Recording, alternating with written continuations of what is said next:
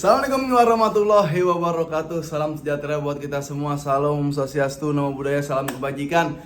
Balik lagi di channel YouTube Afif Safi Pakar Bola, mengomentari sepak bola dengan kebahagiaan. Sudah tahu kalau Barcelona after match pasti gue upload sekarang ya. Mudah-mudahan bisa terus konsisten. Tapi sebelumnya gue mau ngucapin terima kasih yang udah like, comment, dan subscribe channel YouTube gue. Walaupun uploadnya nggak konsisten kemarin, viewersnya beda lagi, tapi gue yakin ada beberapa yang belum nonton atau ke-skip. Jadi gue bakal terus upload setelah pertandingan Barcelona atau pertandingan-pertandingan big match lainnya. Karena seru ini ya. Jadi ada dua tim yang kalah.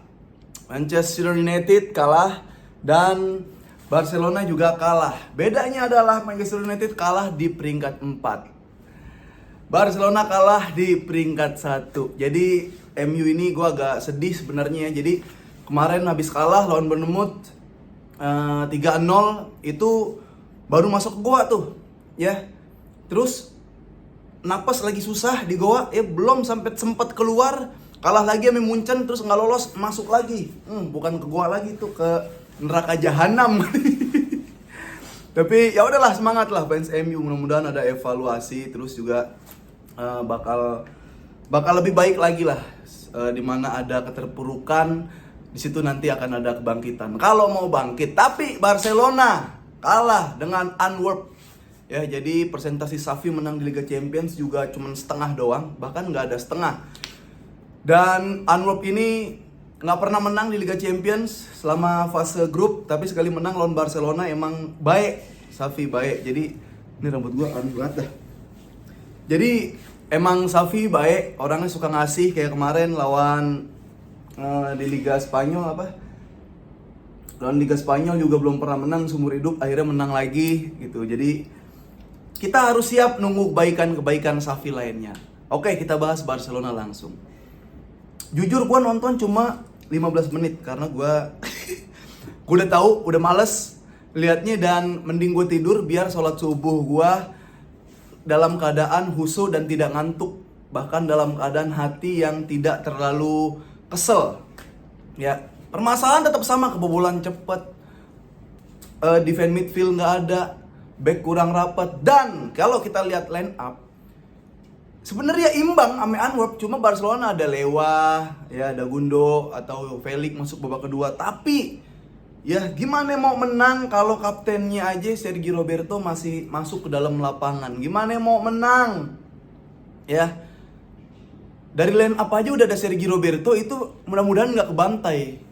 Mau lawannya tim volley juga bisa kalah Barcelona sama lawannya. Jadi gue nggak tahu, mungkin rotasi, ya udah rotasi lah gitu kan. Tapi perlu diingat lagi ketika lo habis kalah lawan Girona gitu kan, sebenarnya lo harus memperbaiki mental. Ini nggak bisa malah kalah lagi. Jadi gue sih ya, gue ngerasa kalau Barcelona ditukar sama Manchester United, grupnya Barca juga nggak lolos gitu kan. Lu kalah sama Galatasaray, kalah sama Copenhagen, udah sama Munchen udah pasti kalah. Jadi sebenarnya gue ngelihat kalau main kan gini, kalau kalah oke, kita terima kalah. Tapi kalah yang seperti apa ya? Mainnya jelek, mainnya aneh. Antwerp ini ya, Van Bommel main di Barca juga, cuma nggak ada kaitannya gitu. Main tetap Barcelona aja. Ini nggak tahu. Ini bukan Barca, ini bukan klub Spanyol, mainnya nggak jelas. Itu kan. Bahkan kayak lawan Antwerp, seorang Balde juga kelihatan kayak lu bisanya cepet doang, ternyata passing nggak bisa, visi misi nggak kelihatan, bisanya cepet doang gitu. Terus ya di tengah juga, yang tengah gue bilang gini, kayaknya ya yang bikin Barcelona kelihatan jelek cenderung lebih besar poinnya di lini tengah gitu, karena tengahnya males. Ketika ke atas attack nggak ngepres, ketika ke atas attack nggak compact ke depan, ketika keserang ke belakang nggak turun.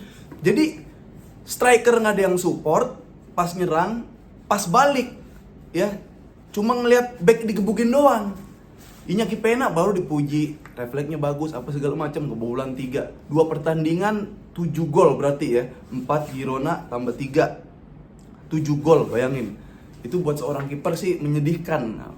Berarti kan ya kiper mah bisa nge-save, cuma ya tetap aja kalau lu nggak bisa nge-save, hitungannya kebobolan. Itu yang terjadi di Barcelona. Gue nggak tahu nih Xavi ngomong apa ini Safi ngapain. Cuma kalau seperti ini gitu kan, kayak oke, lu bukan pakai squad utama, tapi di squad yang sekarang aja itu yang diturunkan itu mainnya seperti itu. Jadi ya sama, lu cuma nanti ketika pakai squad yang A, squad terbaik, tetap cara mainnya sama, cuma beda materi pemain aja gitu. Jadi ini serem sih maksud gue kalau Liga Champions. Ya kita ngelihat memang nanti dikocokkan siapa yang juara atau lolos di peringkat 2, cuma nggak yakin, sangat tidak yakin gue.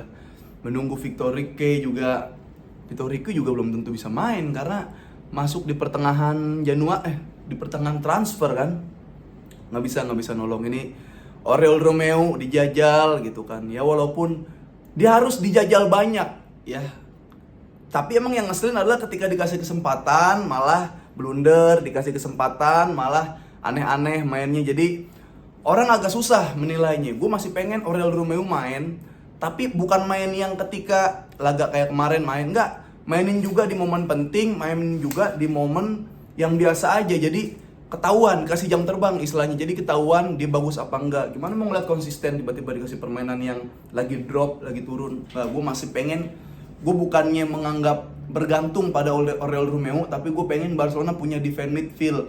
Ya, De Jong, Gundogan attack lah, lebih ke attack gitu kan. Kalau sayang dia buat defense, tapi De Jong kalau buat defense apalagi sendiri, enggak. Bola nggak diambil sama dia, dianterin ke gawang sama De Jong. Lamine Yamal juga main bagus, tapi ya dia butuh support lagi gitu. Di belakang Lamine kan pemain akademi juga yang belum keuji gitu. Nah, yang menarik adalah Giu kalau komentator semalam nyebutnya Giu. Ya Marc Giu memang di kemarin Spanyol U17 di Indonesia gacor. Tadi bisa dilihat semalam juga dia bisa, sepertinya dia adalah pemain yang salah satu pemain yang bisa diandalkan. Jadi gue masih seneng, masih menunggu Giu juga, biar ada 3 di depan, Lewa, Victor sama Marc Giu. Di situ harus ada Marc Giu. Ferran Torres ya golin saat lawan Antwerp, ya harus golin memang.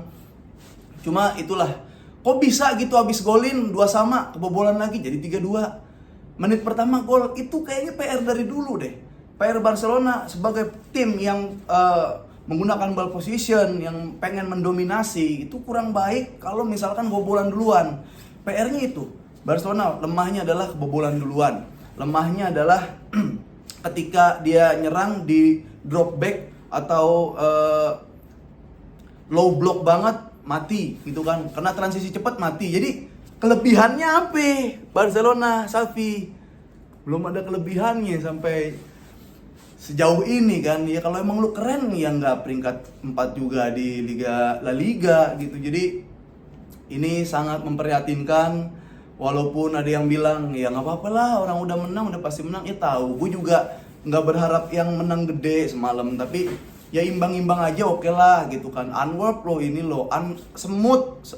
Warpnya bukan rap ya, jadi mungkin bisa jebakan semut. Barcelona gara-gara Barcelona mainnya ke semut, kejebak sama Antwerp. Ya ampun. Itu di pot 2 ada Paris, Inter itu ada di pot 2 yang bahaya kalau ketemu Barcelona. Kalau udah ketemu tim-tim yang sejajar atau bahkan sekarang levelnya lagi di atas Barcelona, kayaknya Barcelona nggak bakal bisa ngapa-ngapain ya. Jadi itu aja. Sekarang Barcelona yang harus diperbaiki banyak. Balde harus belajar dewasa. Balde tuh harus lebih tenang dikit. Jam terbang emang mesti dikasih. Cuma kalau Cancelo ditaruh kiri, Balde nggak dapat posisi. Cuma Cancelo lebih bagus mulu ditaruh kiri. Itu yang jadi masalah tim utama dari Barcelona. Selain taktikal, defense midfield juga harus punya. Harus. Mau lu main double, mau main single 4-3-3, itu kalau nggak bisa kayak Busquets, minimal bisa yang kayak Rafael Marquez, bisa kayak ya Torre gitu. Itu harus ada. Barcelona jantungnya memang di tengah, tapi kalau tengahnya nggak bisa jadi jantung ya sama aja motor tanpa karburator, sama aja kayak ya motor injeksi tanpa injeksi gitu. Susah. Jadi buat Barcelona bertahan lama di Liga Champions, bahkan gue bisa bilang di La Liga kalau Xavi masih kayak gini, karena dia trending di Indonesia sama trending di Spanyol juga. Kacau bro, kacau Barcelona ya. Jadi bisa gue bilang lolosnya Barcelona ini suatu kinerja juga, tapi faktor lucknya gede juga karena di grup yang bisa dikatakan gampang gitu kan. Seandainya juga ditukar sama MU yang lolos, itu Barcelona yang mati di situ. Jadi udahlah, sabar-sabar aja nonton Barcelona, begadang boleh saja kalau ada artinya. Oke, sampai ketemu lagi di Pakar Bola, mengomentari sepak bola dengan kebahagiaan.